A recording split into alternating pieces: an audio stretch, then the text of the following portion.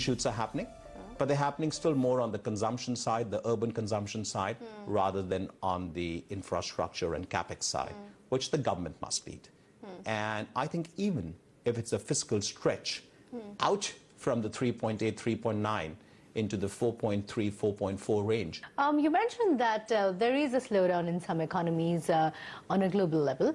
Could be slightly unrealistic to say this, but is India at least in a decent position, in a well enough position to be able to grab the opportunity that volatile economies like Brazil, like Russia, like China, for instance, may possess?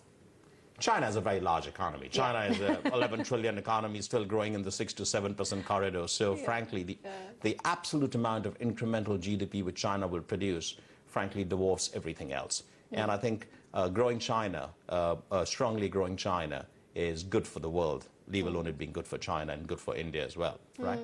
But keeping that on the side, I think you're absolutely right. India is probably one of the most interesting markets globally when it comes to Fortune 500, not just for portfolio capital, but for direct investment as well. And we're seeing the results of that happening. You don't have a 2 trillion market which is growing at sort of 7% north, and the government is dreaming of it actually getting into the 8 to 9% trajectory. And the government is committed to the reform agenda, development agenda, growth agenda, job agenda.